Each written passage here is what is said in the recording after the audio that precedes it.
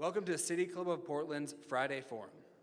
I'm Sky Waters, a member of City Club's Forum Board and the producer of today's program. For more than a century, City Club of Portland is where civic-minded people come together to find solutions to Oregon's biggest challenges. We're gathered today at the Sentinel Hotel and are joined by thousands of Oregonians via X-Ray FM and its radio stations at 107.1 and 97.1 FM, KGW's website, Facebook feed and news app, and Open Signal's community media television stations. We're incredibly grateful for all of the work they do bringing Friday forums to our community. In addition to the City Club's valued media partners, our volunteers and staff enable us to put on the state's best civic programs week after week. Please join me in showing our appreciation to everyone who has made this event possible.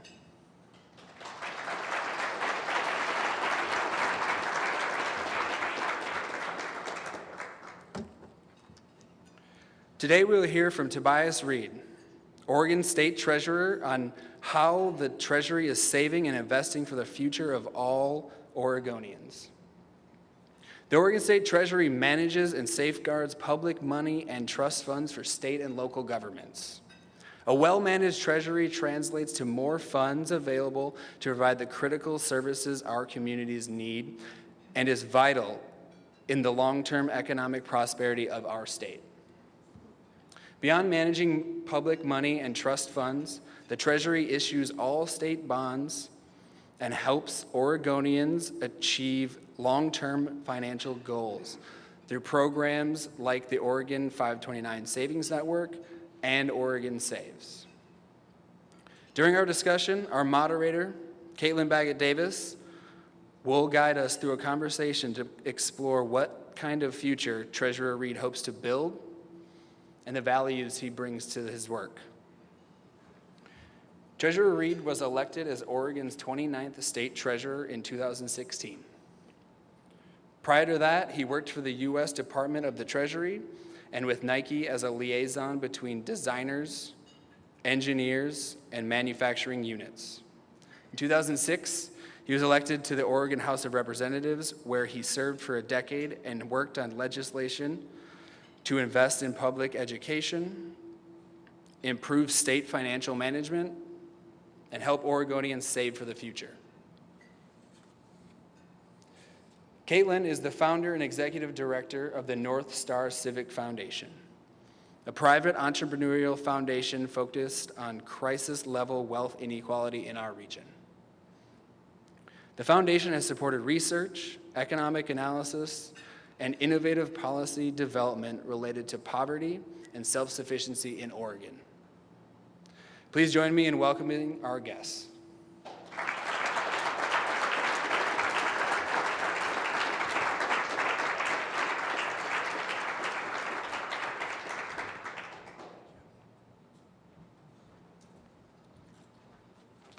Thank you, Sky, for that very kind introduction, and thanks to all of you for coming today.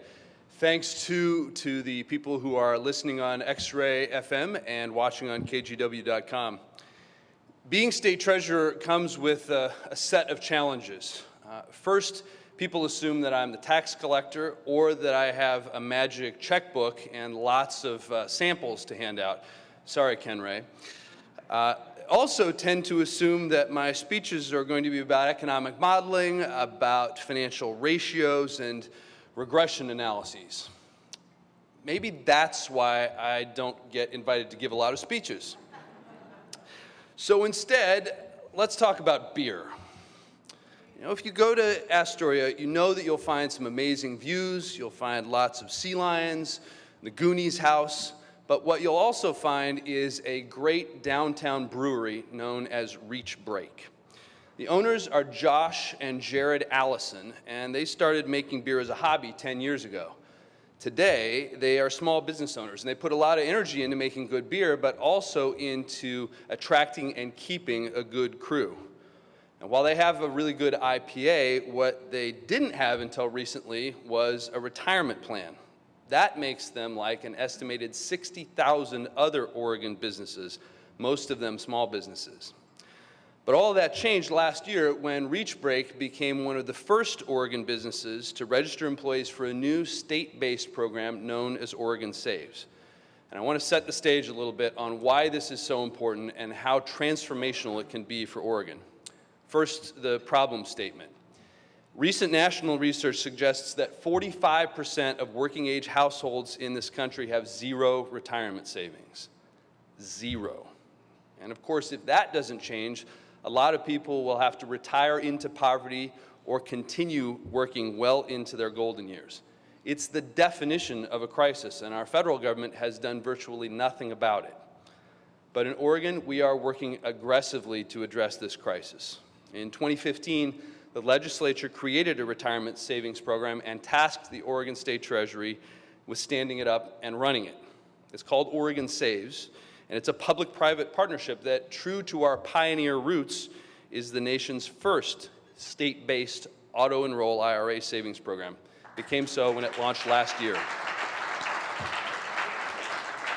I'm very happy to tell you that in addition to the employees at ReachBreak, Oregon Saves is now helping tens of thousands of Oregonians to take control of their retirement savings, most of whom have never saved before. And even in the first several months that we've been operating the program, these folks have already set aside more than $4 million. More people are signing up every week. This, I think, is proof that we can be both practical in our solutions and how we get to them, and progressive and bold in our values and vision. But it's just the start. We're at a pivotal moment when it comes to Oregon's financial future. We know that Oregonians are working hard, but can they afford a place to live? And can they afford even a small financial emergency? Our population is growing and aging, and the demands on government are climbing. We're hamstrung by budgetary decisions that were made a long time ago and a range of ways that inertia keeps us from doing things in new ways. And adding to those challenges, there are some decisions being made far away from Oregon that are straining existing state services and threatening to put families in financial peril. We are facing challenges in Oregon, and they are big ones. But, and I think this is really important, we're also optimistic and a little bit stubborn in Oregon. We're a place of possibility and promise, as much today as we have ever been. Now, those of you who might be listening on the radio probably can't tell this from the sound of my voice, but I'm tall, more than 6.5 feet. So when I was an undergrad at Willamette University, you can imagine that the coaches took a look at my stature and my athletic prowess and sent me straight to the rowing team. This is the place where you send tall student athletes who are more student than athlete. But I'm here to tell you there is something really exhilarating about cutting through the glass surface of the Willamette River first thing in the morning, picking up speed, and feeling the power of the crew as everyone works together. I want you to think about that and contrast that to our current political and governing moment. In politics and in policy, it can seem like everybody's rowing in opposite directions these days. That is, of course, if they're not whacking each other with their oars. And to take this analogy one step farther, we have people who are standing on the shore watching, but they're no longer interested in being mere spectators. They want to be in the boat, rowing. And generally, that's a good thing. If more people are rowing, so long as they're rowing in the same direction, that's going to help us make faster progress. So I think we have two options. Those spectators can be left on the shore, forced to try to kick someone else out to take their seat or throw rocks as we pass, or we can find a way to bring them along by building a bigger boat. How does this translate to the work of governing? First, we have to recognize the turbulent and choppy waters we have to navigate. To mix this metaphor a little bit, it's easy to retreat into our corners, to surround ourselves with those who look and sound like us, to fine-tune our social media so that we only hear the people who make us feel comfortable and right. Government certainly can't solve all of our problems, but I think it should function in a way that allows everyone to feel heard and validated. So I think the answer is a bigger boat. And how does any of this relate to the job of being state treasurer? Because providing core services to the citizens of Oregon can't happen without money, can't happen without sound financial management, and it can't happen without a pragmatic plan for the future. That's where we operate as your state treasury. We're the state's bank and investment house, and we do the same for many local governments.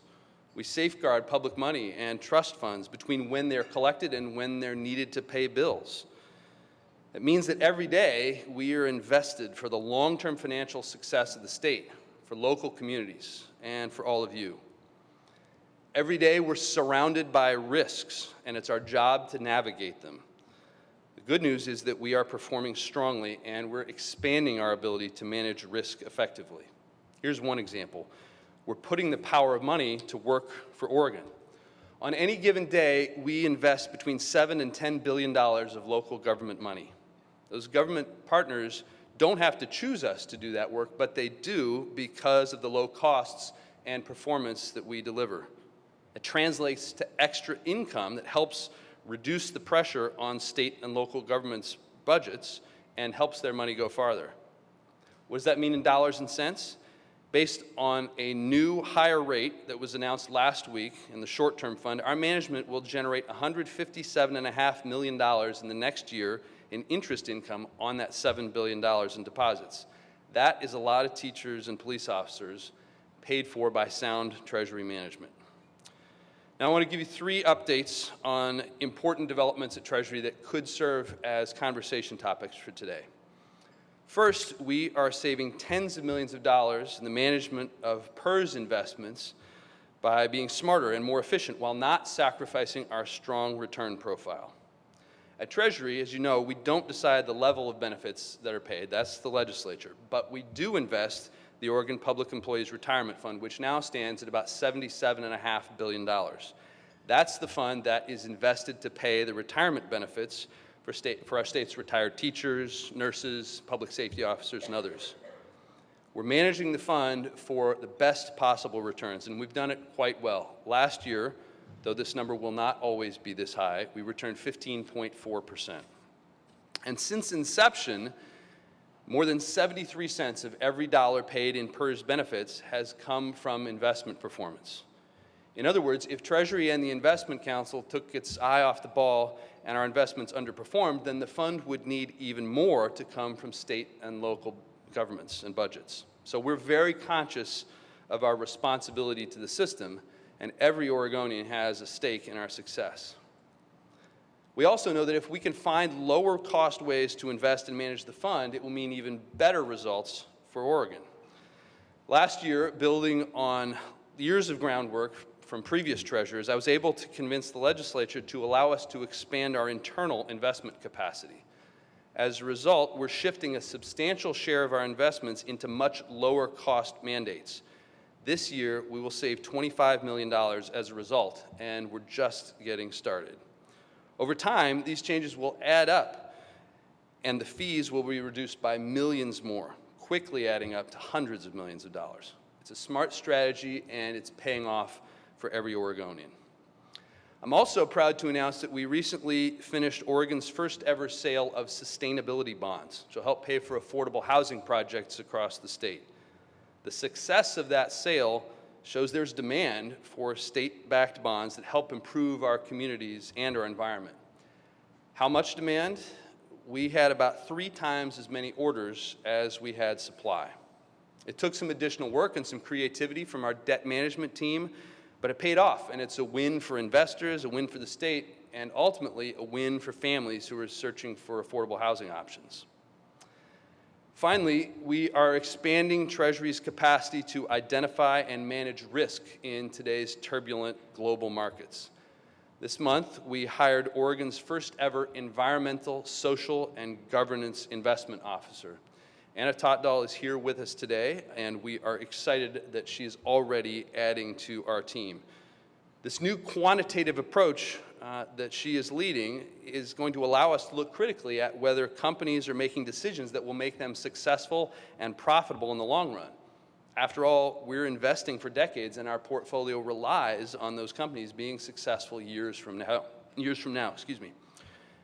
This new ESG risk and research investment capacity will provide more tools to strengthen our existing corporate governance program, which engages with companies and casts proxy votes at annual meetings in pursuit of stronger, more sustainable portfolio performance. You can see highlights of those efforts on Twitter with our hashtag OregonProxy. Money is vital to everything we do, but so are people. And that means that Treasury should not and cannot simply limit itself to being the state's bank and investment shop. Over the past 2 decades, Oregonians have increasingly turned to Treasury for the financial tools they need to care for their families and their loved ones.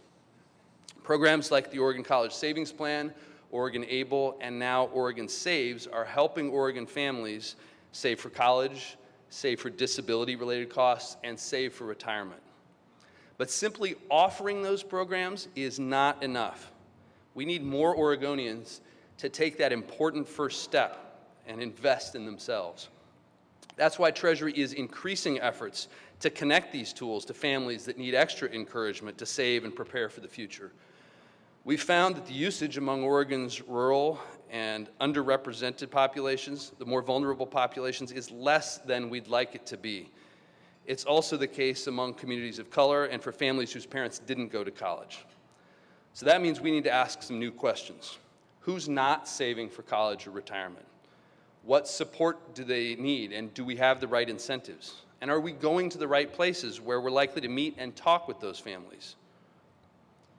It's easy to get down on government these days, especially when we watch what's happening at the federal level.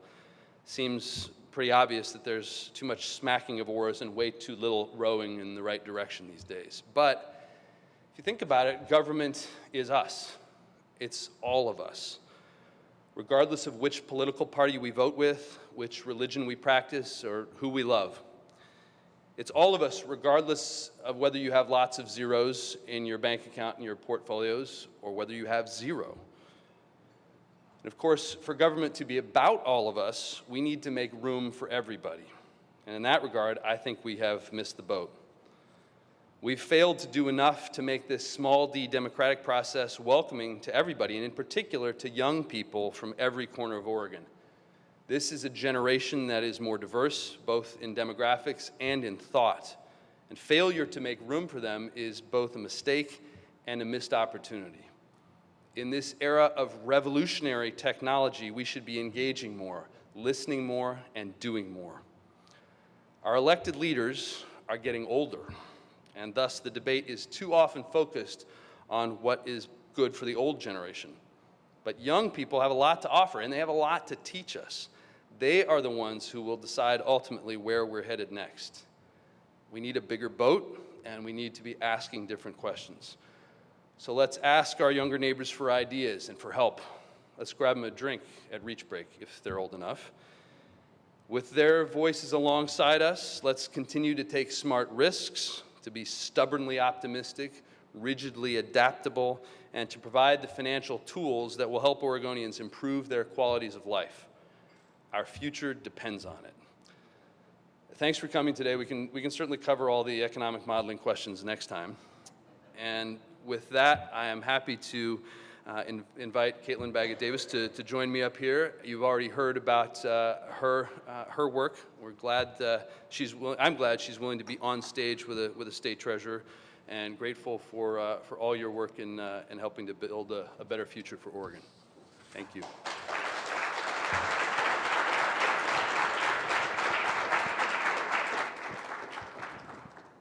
Thank you for that warm welcome. It's always nice to see you, and it's always nice to be here at City Club, especially seeing so many friends and community leaders in the room here joining us today.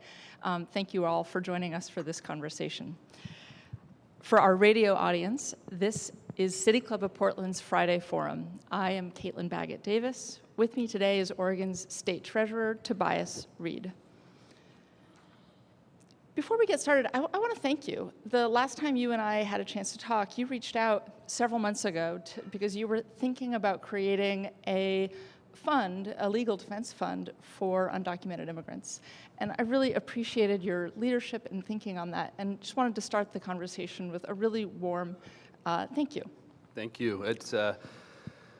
It felt like an easy thing to think about, and I was really gratified by the level of support that we found. So thanks for answering the call. So your introductory remarks brought forward many points that I would like us to explore and talk about, probably far more than we really have time for. Maybe we can stay afterwards and keep talking. Sure. But I think underlying all of it is this pivotal reckoning point for our generation about wealth inequality and the intergenerational inequities that we are experiencing and perpetuating. And the role of capital is at the center of all of that, and so are you. I promise I won't ask you to sing, but we will have a fairly wide-ranging conversation. The PBS NewsHour and the Wall Street Journal have both recently published analysis talking about what you alluded to, a retirement crisis facing the country. And you stated 45% of Americans have no savings. And I'm wondering if you can just expand on that briefly. What does that look like for Oregon, and what does that mean for our state budget? There are 4 million people, give or take, in Oregon, and about 1 million of those people who are working don't have access to a retirement savings plan at work. That's a big problem, because when people do have access at work, they're 15 times more likely to participate at some level. And all of us have a stake in that, because as people have assets when they approach retirement, they have more choices, and they're going to rely less on government services. We have a stretched state budget already, I think everyone would agree. So even if a person's only interest is in small government, this is an excellent program to give people the chance to be in control of what their own future is going to look like. And we're really proud to be on the forefront in Oregon, helping to solve this problem. We do have a lot of other states who are learning from what we're doing, and hopefully this is going to be something that we'll look back on and take some pride in as Oregonians. I'm wondering if we can talk a little bit about our generation. I think of myself as a millennial. You were kind of cuspy. Yeah.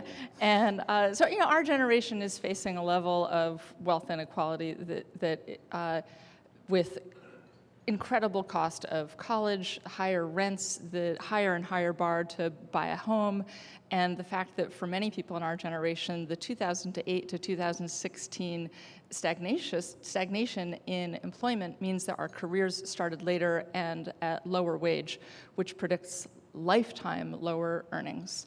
That's going to have an effect on the Treasury in terms of tax income, but also for the ability of our generation to save.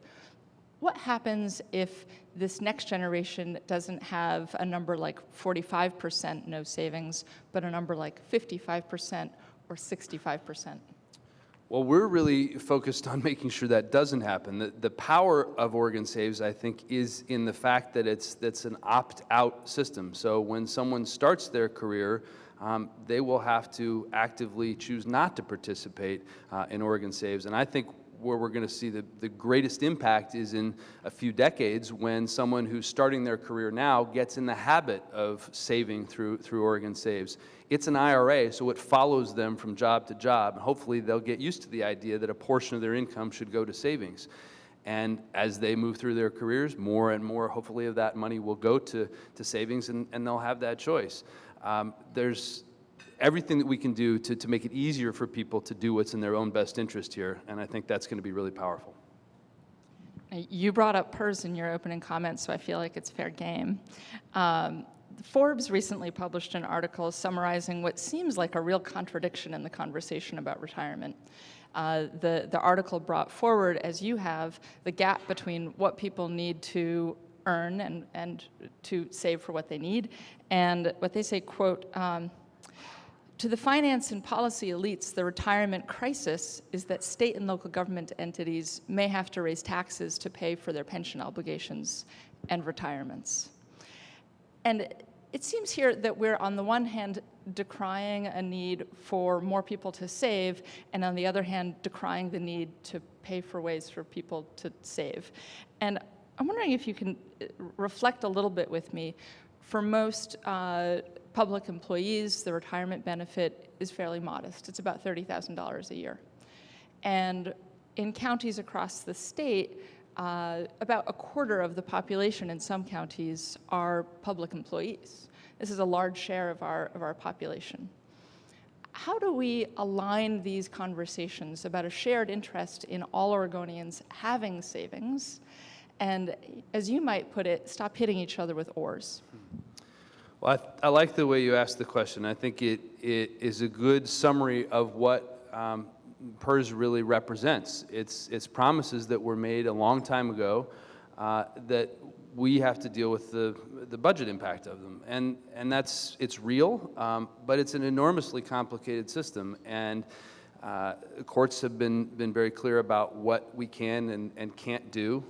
At Treasury, our responsibility is on the assets and making sure that we invest as well as we possibly can to deliver returns. So we're focused on reducing costs of our investment activities. That improves our returns. I think there are specific things that we can talk about beyond that, but it's going to take a really balanced approach, sitting down with employers and beneficiaries. I'm hopeful that there will be progress that we can make on risk sharing, on system financing, and to your point, hopefully ways to uncover additional revenue to cover those costs, those critical costs of education and healthcare and the things that we all rely on. It's a really important point that you started with, I think, that we are all in this together. PERS pays out multiple billions of dollars each year that are used by the recipients to buy groceries and to pay rent. And it plays an important role in our state's economy as well. So we've all got a responsibility to this and all got a stake in it. Well, let's focus a little bit on your responsibility in, when I think of PERS, I think of it sort of as a triangle, right? You've got 350,000 public employees earning a benefit. You've got about 900 public employers, schools, counties, cities, paying into that benefit. And you have Tobias and the Treasury investing those funds for the long-term retirement. And when we talk as a community about what it will take to make good on those promises, to some extent, the value driven through the Treasury is our only solution currently on the table for making good on those promises. And as you said in your opening remarks, the returns have been very strong recently. And I'm wondering what the conversation sounds like with your team right now to safeguard us and our current position as we move forward, understanding that the market is strong now, but might not be in 3 years or 4 years. Well, first off, I want to recognize John Russell on the Oregon Investment Council. He also has serious responsibilities on those decisions. We're not invested for the next quarter or the next year. We're invested for generations. And so the decisions we make, the way we construct the portfolio, account for those market cycles. We work really hard to reduce risk and to include assets that aren't correlated to the rest of the market. So part of our responsibility, I think, is to think in that long time frame and make sure that we're not distracted by short-term events. So I want to sort of hold on to this concept of how important your investment practices are for our retirees, for our communities, for driving funds into schools. And I'm just going to detour us for a second. I want to talk to you a little bit about our club. And City Club's been in the news this week. There's a contested board election, which one news outlet, the Willamette Week, chose to frame as a contest between diversity and rigorous debate. I think all of us can agree that this frame of positioning these ideas against each other is both false and deeply destructive for our era, for our community, and for the club. And I know that both of these values are closely held for you, and far from being in conflict, that they're powerfully united. And I think for all of us in our generation, there's an understanding that we need to be the leaders who evolve the institutions we love to be the civic spaces we know they can be. And I wonder if you'd be willing to talk a little bit about how you see that work for you at the Treasury. What's working? What are the challenges? You know, I don't know all the details, of course, the City Club, but I do see some parallels to the kind of work we do at Treasury. And fundamentally, I think it's a false choice to think that these two values are in conflict. The way that manifests itself for me is often the notion of maximize returns, but there are a lot of other values that we care about. And I'm increasingly convinced, the more I'm there, that if we think long enough and comprehensively enough, I mean long enough out into the future, most of the time those values coincide. It's not only the right thing to do to make sure that the companies where we invest have diverse boards. It's the way to help them make more money. That's well documented. And so I don't want to be presumptuous enough to say the answer for City Club. I don't know it. But it strikes me that we should be really skeptical and resistant to anything that says you have to choose one or the other in these kinds of questions. So I want to turn this back to your investments. As you raised the topic, the choices that you have to make about how to achieve the best gains in your investments are sometimes balanced with where those investments go. The question has been raised in the last week whether or not Oregon's investments are funding the private companies that are benefiting from Trump's policies to hold and detain children. Is that true? Well, this brings a really difficult thing to talk about. I mean, I have such a hard time describing or articulating the feelings this whole thing brings up. To watch what's happening, to see how this president is handling immigration and these questions, I'm horrified, and there's not much more to say about that. When it comes to the intersection of those feelings and our investment choices, things get a little more complicated. It's important to remember that the Public Employee Retirement Fund is not public money. It's the money that is owed to public employees.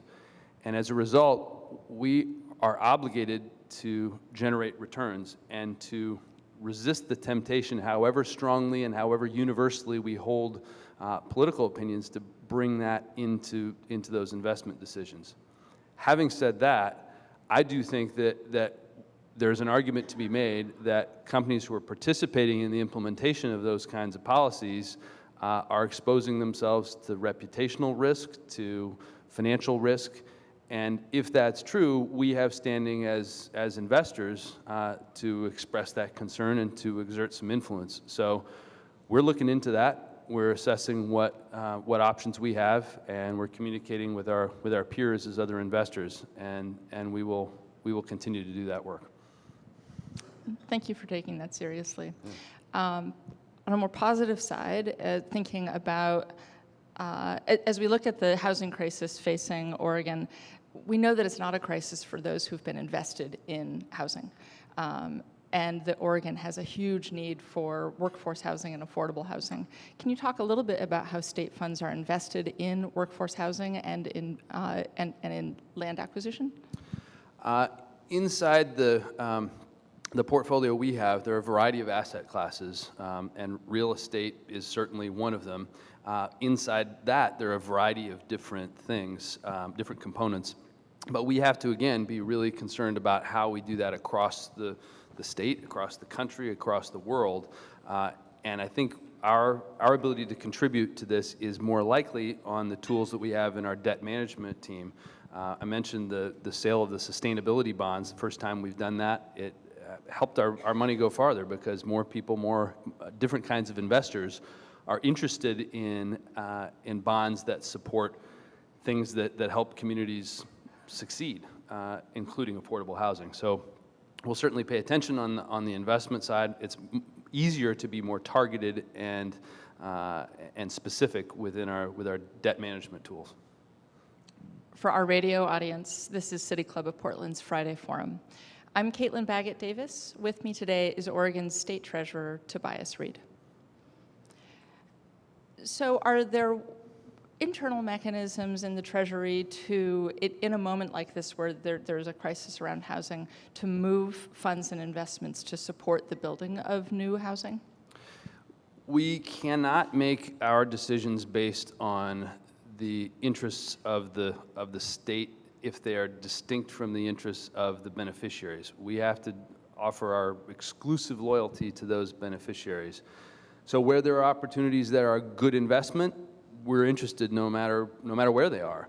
I think the tools that we have across the suite of Treasury assets really have to be deployed in the right way, and we're going to be better off if we can use the debt management tools inside Oregon and take on investment opportunities wherever they occur. Let's talk about a policy-setting approach to this. Trump has recently passed a policy that looks a lot like a Republican capital-first approach to community development and community investment. It's called the Opportunity Funds and the Opportunity Zones related to it. The basic idea is that individuals and companies holding capital can invest it in projects in low-income areas and avoid a capital gains tax, while conceivably drawing resources and capital into those communities. As the policy is currently written and designed, there isn't a clear public benefit regulation around it. It doesn't direct how funds are spent. Are there ways that state or local governments, and the Treasury specifically, could offer incentives to individuals and companies to invest in projects that are proven to be good for communities and to build wealth within communities? The state of Oregon certainly could. I don't think that would be within our responsibility at Treasury, but we'd certainly look at those opportunities across the country. But for a state to consider those in the legislature, I think would be an interesting conversation. It's clear that different parts of the state have trouble accessing capital, and I think it's a positive step that this policy recognizes that. There are undoubtedly a lot of unanswered questions as to how a specific fund would be organized and how it would connect with those opportunities, how it would assemble the kind of capital to make a meaningful difference and simultaneously serve the interests of the people who invest in that fund. But as far as I can tell, the things that really make a difference to an economy over the long run are investing in education, in innovation, and in infrastructure. And those would be the things I'd advise the legislature to be looking at. What sort of incentives do you think they'd be in a position to put together? Well, the legislature has tools. I think they could look at regulatory schemes. They could look at further tax treatment. Those seem like two possibilities. All right, thank you. I'm going to jump on one last question. There's been a lot of conversation recently about bringing Major League Baseball to Portland. Can you talk a little bit about how you view this from the position that you're in? Well, two positions. I'm a baseball fan, so I like the idea, but it can't happen without a really robust process that includes serious analysis of an impact on any community where a stadium might go, and any financing's impact on the other priorities we have as a state. We can't, if we get to the point that there becomes a serious and specific proposal, we'll take that analysis really seriously. We have a role, likely have a role in that financing package. But at this point, I'm all for the discussion to include all of those ancillary benefits and impacts, and hopefully they can be worked out in a way that baseball would not come at the cost of those other things, and hopefully might be additive to the community. Are there other proposals that you would be equally excited about that you think could drive the same kind of investment in the community? It's a good question. I like the things that can put capital in the hands of entrepreneurs, in the hands of communities where there are untapped talent and potential. I feel like frequently when we're out and about in the state, we see people who have ideas and who have businesses and who have the capacity to solve problems but don't have the resources or the capital to do it. There are a lot of interesting groups and efforts that are aimed at different parts of that. So I probably would struggle to bring it down to one or two of those, but that as a theme is something that gets me excited. For many Oregonians, one of the main barriers to getting, as you say, capital in the hands of entrepreneurs to make things happen is the ability to get debt, to get financing for the work. Should Oregon have a state bank to support that kind of activity? We should do everything we can to do that kind of work. In a lot of ways, we have activities that replicate what people traditionally think of as a state bank. The Business Development Department, Business Oregon, does a lot of those kinds of loans and loan guarantees. I think the more work we can do to make sure that people are aware of that, and the more we can convince the legislature to support that kind of work is a good thing. What are some of the abilities that are available there that you think people aren't aware of? There's a program where Business Oregon can serve as a loan reserve for loans that local banks and credit unions can make. It doesn't make sense to me that the state would know as much about a local community or have the skills that a local bank or credit union would have, but we can certainly extend the reach of those local financial institutions by being willing to back some of those loans. For our radio audience, this is City Club of Portland's Friday Forum. I'm Caitlin Baggett-Davis. With me today is Oregon State Treasurer Tobias Read.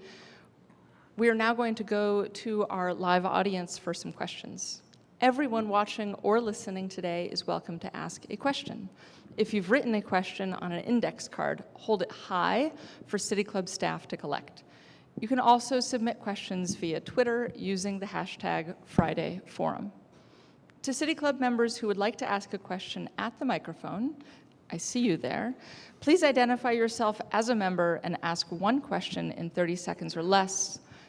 And I understand that if you become a member right now, you can use that privilege today.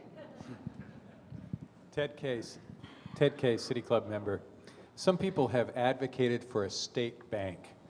While there are significant arguments pro and con, a recent twist is the need to address the banking needs of the newly legal cannabis industry. Would you please talk about the opportunities and challenges and your plans? It is absolutely a serious problem, and if you haven't already thought about this, it's striking and kind of shocking the fact that cannabis businesses, otherwise legal in Oregon, generally can't get a bank account, and so they're forced to do everything in cash.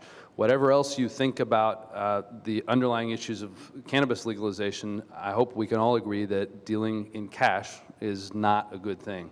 So we're definitely interested in that. We are exploring every possibility. There are questions about how it would work inside Oregon, but we're open to those arguments, engaged in those discussions. The one thing that everyone agrees would solve the problem is action by the federal government, and so we talk regularly with other state treasurers and attorneys general and coordinate our efforts to convince the federal government to act on this issue. So it's evolving, it moves rapidly, and hopefully we'll be able to keep in touch on it.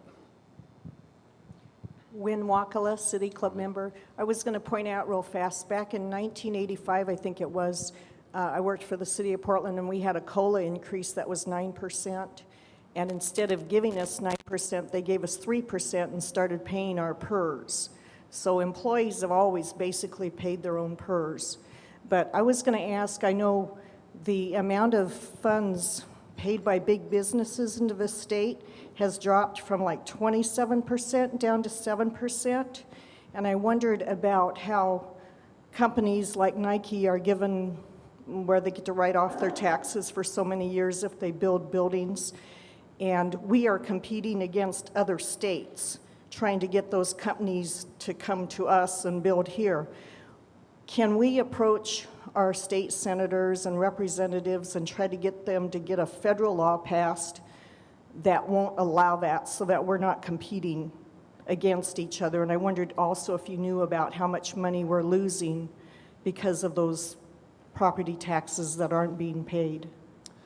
There's a lot in the question you asked. I think it's always a good conversation at the federal and state level to connect tax policy and economic development. There's a variety of different schools of thought about that, but we should be cognizant of what other states are doing and what the trade-offs are. I think I'd have to get more specific to give you a more specific answer.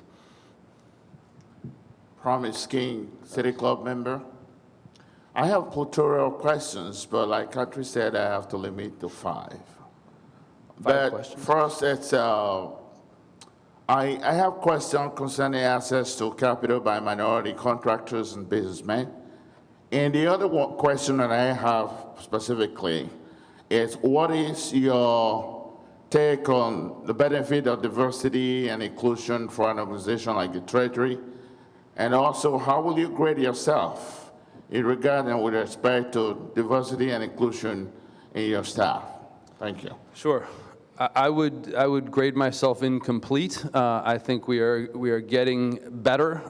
We're doing a lot of work to make sure that the work we do and the opportunities we have are known in communities that are likely to present us a pool of candidates who reflect the population. But the bigger issue and bottom line is that diversity and inclusion is good. It gives us more opportunity. It helps us see places that we might otherwise miss, and we want to continue to do that work in every deliberate way we can. Please. Hi, Carol Witherell, City Club member. I wonder if you can talk about the possibility of increased investments in education that have had evidence-based results in increasing equitable access to both advanced education and employability in a rapidly changing world. That sounds great. We have a very open door policy at the investment division. We're always interested in those opportunities. On the investment side, we generally have to invest very large chunks of money, again, with the specific aim of generating returns for beneficiaries. It sounds like that also might be a really interesting discussion to have in the legislature about how we can do that from a policy standpoint. My name is Kathy Moyd. I'm a member of the City Club and also a member of the Citizens Climate Lobby. And so with that respect, I'm wondering, when you're doing your long-term evaluations of investments, do you take the effects of climate change and also of the things that are done in order to possibly counteract it or adapt from it into account? The short answer is yes. The slightly longer answer is that very question is evolving, and our ability to do that in specific ways that connect to our responsibility to beneficiaries is improving. So our chief investment officer is very involved with a group called the Sustainability Accounting Standards Board, SASB, that's developing those well articulated and respected and recognized standards. And yes, that's the kind of stuff we want to integrate into our decision making. You. Barbara. Barbara Dudley, City Club member. I want to actually expand on that.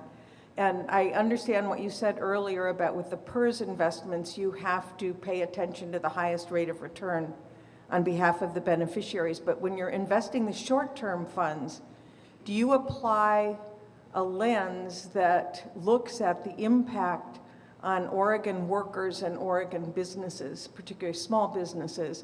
And I'm thinking in particular of private equity investments. Do you look at the sort of buyout practices and so on?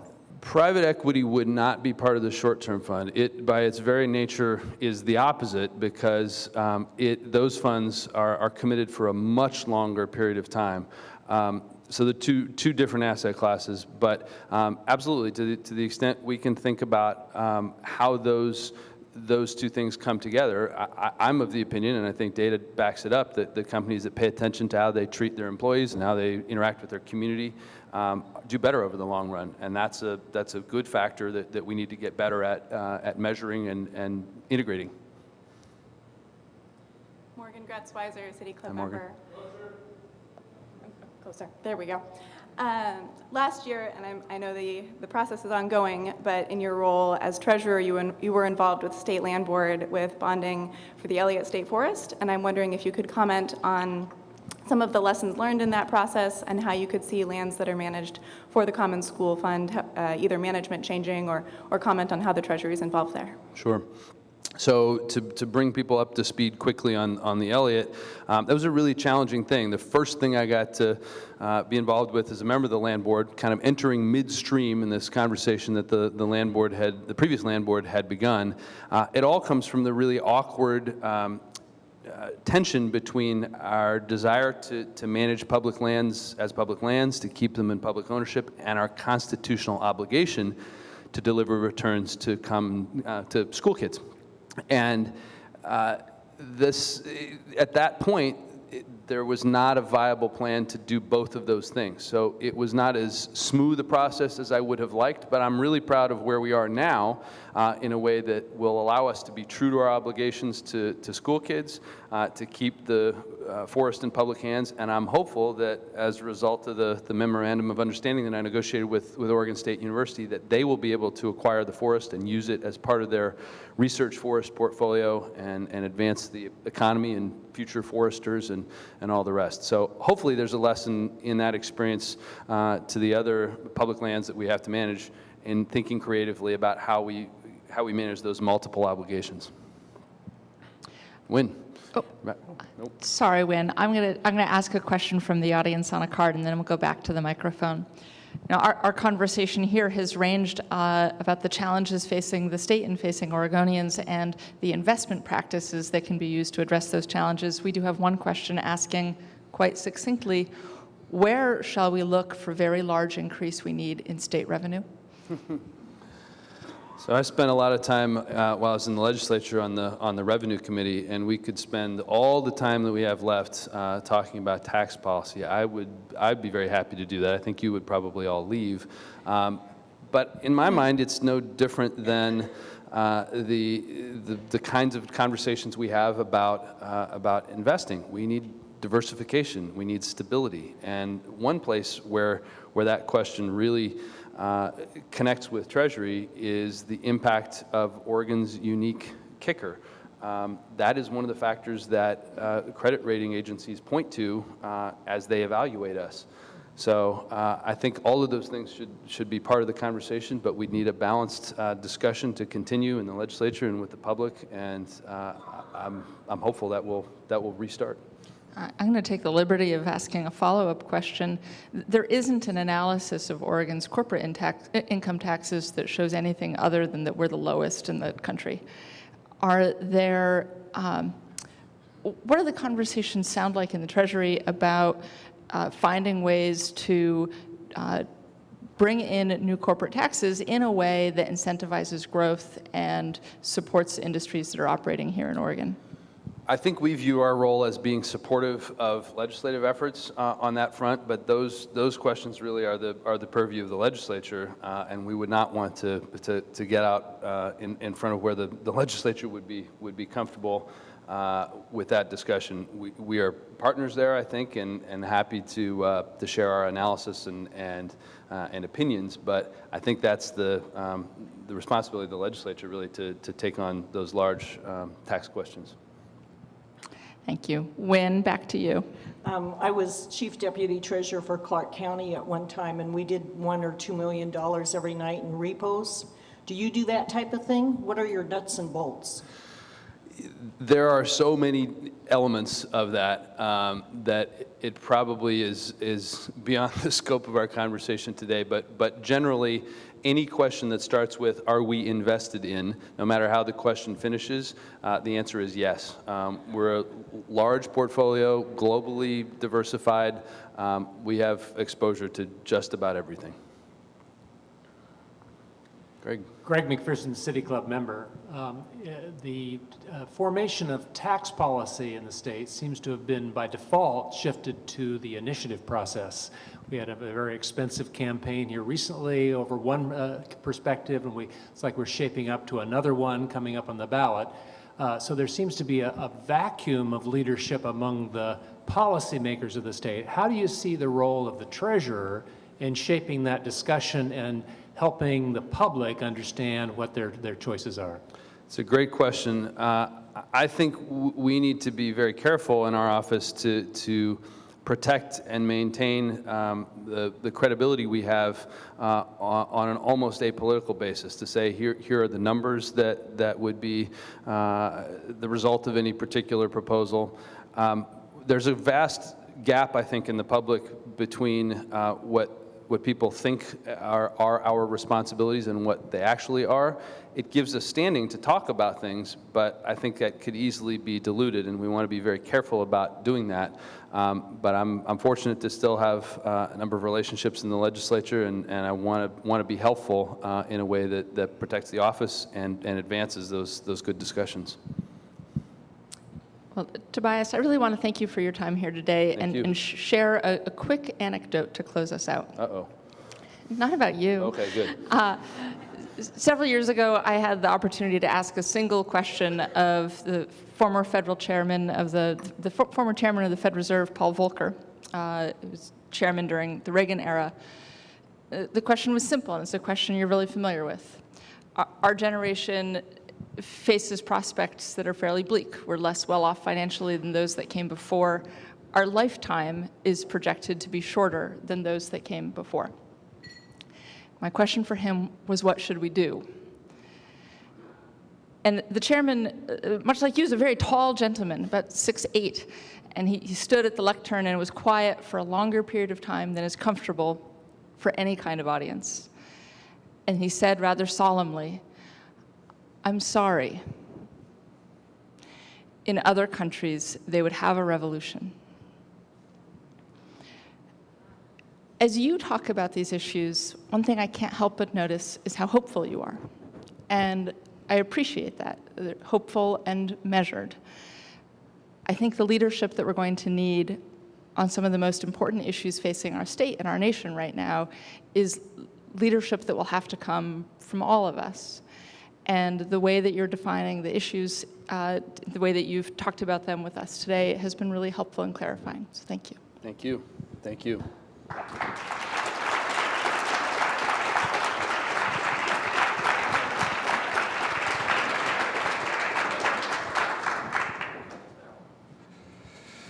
So our time is up today. Can you please join me in thanking our panel for being here today? And thank you all for coming, and we hope to see you next week.